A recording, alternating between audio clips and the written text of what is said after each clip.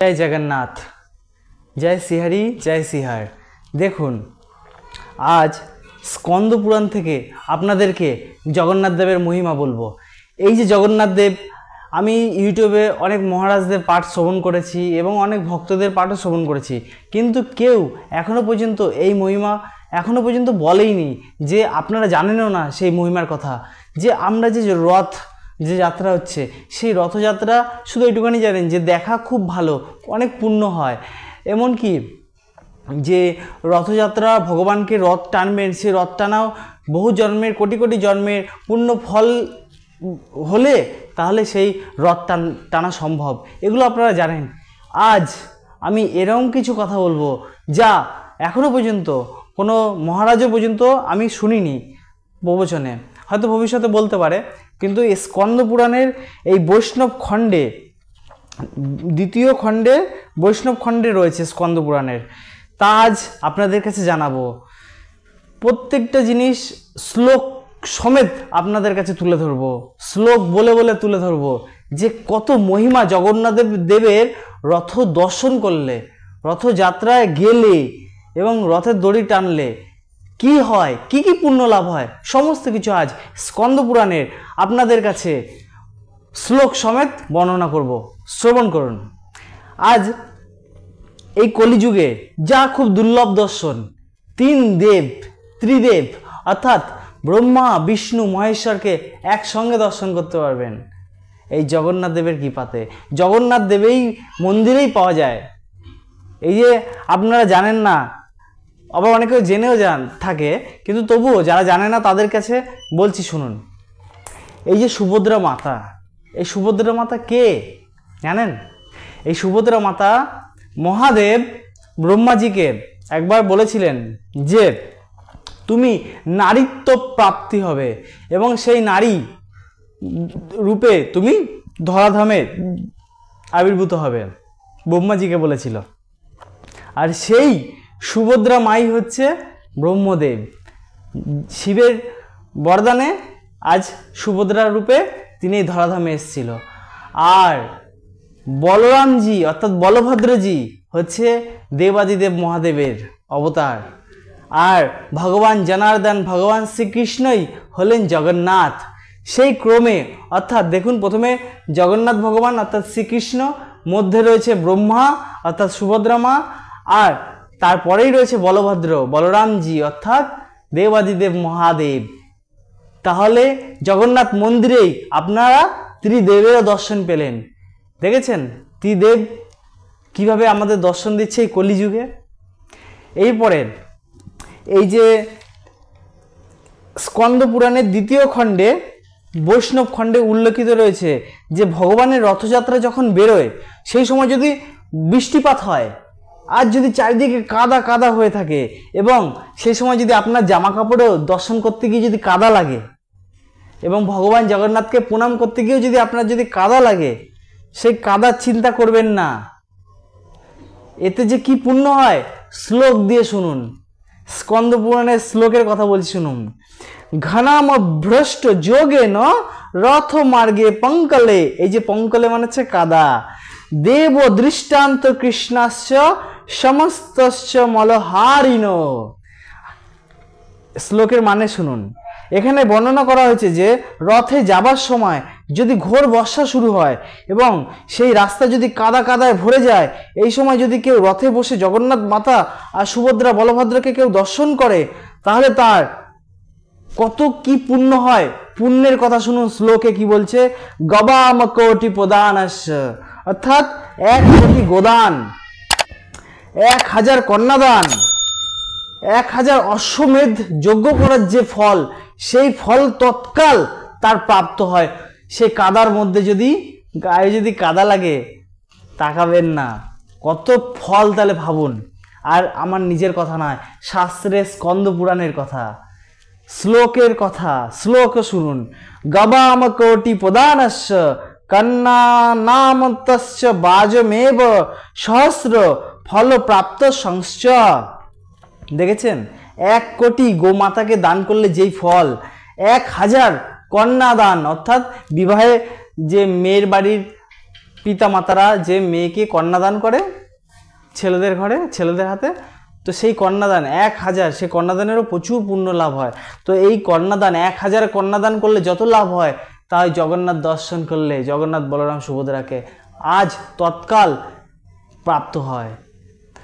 এছাড়াও অশ্বমেধ যজ্ঞ 1000 অশ্বমেধ যজ্ঞ করলে যা ফল হয়, সেই যজ্ঞ করার ফল তৎক্ষণাৎ জগন্নাথ বলরাম সুভদ্রাজিকে দর্শন করার মতো প্রাপ্ত হয়।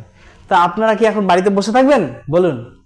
তো নিশ্চয়ই এবার এই প্রবচন শুনে, এই পাঠ শাস্ত্রের কথা শুনে কেউ কি চাইবে ঘরে বসে থাকতে? সবাই বেরিয়ে আসবে ভগবানকে দর্শন করার জন্য।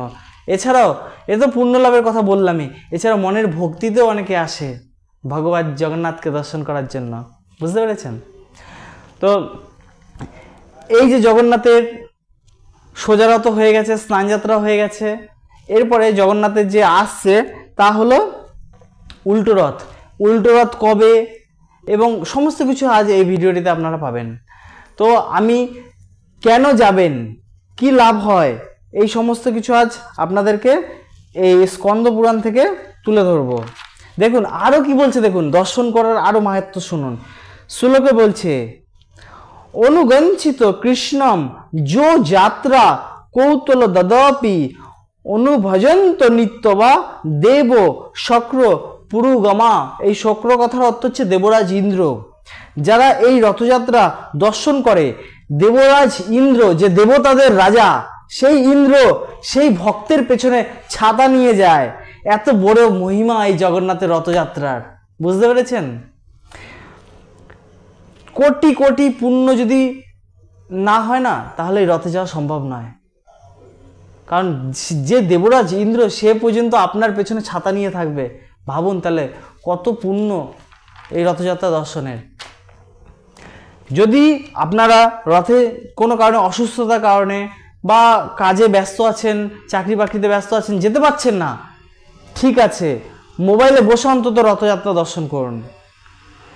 মোবাইলেও আপনি রথযাত্রা পেয়ে যাবেন, লাইভ রথযাত্রা, এবং কি যে রথ যাচ্ছে সেই রথের ভক্তি ভরে তা দর্শন করুন। নববিধা ভক্তির মধ্যে দর্শনম কথাটা বলা আছে।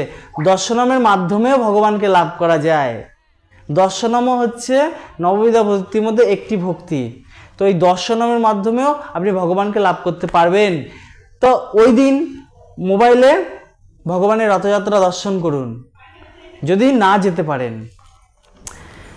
দেখুন এইবার আসছি, তাহলে বুঝতে পেরেছেন, শ্লোক সমেত বললাম। এবার আপনি ভাবুন বাড়িতে বসে থাকবেন না রথে যাবেন। কত পুণ্য, কত কিছু, এমনকি দেব দেবতারাও সেই দিনের জন্য অপেক্ষা করে যে কবে এই জগন্নাথের রথযাত্রা আসবে। সামনেই আসছে উল্টো রথযাত্রা। এই উল্টো রথযাত্রা, এই যে রথযাত্রা, এই রথযাত্রা প্রত্যেক আষাঢ় মাসের শুক্লপক্ষে দ্বিতীয়াতে রথযাত্রা শুরু হয়। সেটাকে আমরা সোজা রথ বলি। আর ঠিক দশমীর দিন, এই শুক্লপক্ষেরই দশমীর দিন হয় উল্টো রথযাত্রা। অর্থাৎ উল্টো রথযাত্রা মানে আর সোজা রথযাত্রা মানে হচ্ছে রাজা ইন্দ্রদুম্ন তিনি এই জগন্নাথ মন্দিরকে ভগবান শ্রীকৃষ্ণ তাকে স্বপ্নে আদেশ দিয়েছিল দেওয়ার। আর তিনি ছিল ভগবান শ্রীকৃষ্ণের পরম ভক্ত, যার জন্য তিনি জগন্নাথ মন্দির প্রতিষ্ঠিত করেছিলেন বিশ্বকর্মা দেবের সহায়তায়। তো এই ইন্দ্রদুম্ন রাজার যে পত্নী তার নাম হলো গুন্ডিচা, অর্থাৎ জগন্নাথ দেবের মাসি। যখনই আষাঢ় মাসের শুক্লপক্ষের দ্বিতীয়া তিথি আসে তখন জগন্নাথ জ্বর থেকে সেরে ওঠেন। জ্বর থেকে সেরে উঠে তিনি মাসি বাড়ি যান, অর্থাৎ গুন্ডিচার বাড়ি যান। সেটা হচ্ছে সোজা রথ। আর ঠিক দশমীর তিথিতে সেই গুন্ডিচা থেকে তিনি আবার পুনরায় মন্দিরে আসেন। সেটাকে বলা হয় উল্টো রথযাত্রা। আমাদের সামনে উল্টো রথযাত্রা আসছে। এই যে উল্টো রথযাত্রা তা পড়েছে 20 আষাঢ় 5 জুলাই। এই 2025 সালে 20 আষাঢ় 5 জুলাই শনিবার দিন পড়েছে। আপনারা এই দিন অবশ্যই এই রথযাত্রা দর্শন করতে আসুন। এবং জানলেন তো যে রথযাত্রা দর্শনে কি লাভ হয়। তো আসুন এই দিন রথযাত্রা দর্শন করুন। অবশ্যই আপনি যখনই কোনো মঠে যাবেন, মন্দিরে যাবেন বা রথযাত্রা দর্শন করতে যাবেন, কোনো এরকম ভগবানের অনুষ্ঠানে যাচ্ছেন, খালি হাতে যাবেন না। জগন্নাথ দেবের প্রিয় জিনিস হচ্ছে কাঁঠাল, খিচুড়ির ভোগ, অথবা আপনি মিষ্টিও নিয়ে যেতে পারেন, বা জগন্নাথ দেবকে দিন তো স্নান করানো হয়, কাঁচা দুধ নিয়ে যেতে পারেন, ডাবের জল নিয়ে যেতে পারেন। এই গরমে ওগুলো আপনি জগন্নাথ দেবকে নিয়ে যেতে পারেন জগন্নাথ দেবের জন্য, তাতে জগন্নাথ দেব আরও বেশি প্রসন্ন হবে আপনার প্রতি। তো এই দিন আপনারা উল্টো রথযাত্রা যান, আপনাদেরকে সবাইকে উল্টো রথযাত্রার সাদর নিমন্ত্রণ রইল এবং অবশ্যই দর্শন করুন। যদি না দর্শন করতে পারেন বাড়িতে বসে দর্শন করুন। আমার এই চ্যানেলটি যদি আপনাদের ভালো লাগে তাহলে চ্যানেলটিকে লাইক আর সাবস্ক্রাইব করে দেবেন এবং এর পরবর্তী যে ভিডিও তা থাকবে একাদশীর ওপর। দেখুন, আর এই দিন বিশেষ তিথি আছে, এই দিন শনিবার পড়লেও যেহেতু রথযাত্রা, আমি আগেও বলেছি যে আমার এই ইউটিউব চ্যানেলে বিবাহের সম্পর্কিত বহু তথ্য দেওয়া আছে, বহু ভিডিও দেওয়া আছে, সমস্ত শাস্ত্র প্রমাণযুক্ত কথা এবং শাস্ত্রের কথা, কিভাবে বিবাহ করতে হয়, কোন রাশিতে, কোন লগ্নে, সমস্ত কিছু এই চ্যানেলে পেয়ে যাবেন। তো এই যে আমি বলেছিলাম মঙ্গলবার আর শনিবার কিন্তু বিবাহ করতে নেই, কিন্তু বিশেষ তিথিতে কোনো সেদিন কোনো বার দোষ, নক্ষত্র দোষ, গ্রহ দোষ থাকে না। তো এই দিন বিশেষ, আজ জগন্নাথ দেবের উল্টো রথযাত্রা, তো এই দিন শনিবার পড়লেও আপনারা এই দিন বিবাহের খুব সুন্দর দিন আছে, আপনারা এই দিন বিবাহের জন্য দিন ঠিক করতে পারেন। আর কি, এর পরের দিন আমি যে ভিডিওটি পোস্ট করব সেটা হচ্ছে এর পরের শয়ন একাদশী। আপনারা এর পরের ভিডিওটি দেখবেন। শয়ন একাদশীতে শেষ দিন বিবাহের, ওই দিনও বিবাহ মানে দিনক্ষণ আপনারা করতে পারেন, কিন্তু তারপর থেকে করতে পারবেন না। কেন? কারণ তারপর দিন থেকে চতুর্মাস পড়ে যাবে। এই চাতুর্মাসের কিভাবে করে, এবং ভগবান শয়ন একাদশী থেকে ভগবান নিদ্রায় যায় এবং সমস্ত দেব দেবীরাও তাদের রাত্রি শুরু হয়ে যায় ওই সময় থেকে। সেই সময় থেকে সমস্ত শুভ কাজ বন্ধ থাকে, যার জন্য বিবাহ আদি সম্পন্ন হয় না। তো আপনারা এই উল্টো রথের দিন আর কি শয়ন একাদশীর দিন, এই দুটো দিন রয়েছে, যদি বিবাহের কাজ সম্পন্ন করতে চান তাহলে এই দুটো দিনেও করতে পারেন। এবং এই পরবর্তী যে ভিডিও তা আমার শয়ন একাদশীর ওপর থাকবে। শয়ন একাদশী কবে, শয়ন একাদশীর মাহাত্ম্য কথা এই পরবর্তী ভিডিওটিতে আমি আপনাদের কাছে জানাচ্ছি। তো এই জন্য আমার চ্যানেলটিকে সাবস্ক্রাইব করে রাখুন ভবিষ্যতে এই ধরনের ভিডিও পাওয়ার জন্য। হরে কৃষ্ণ, জয় জগন্নাথ।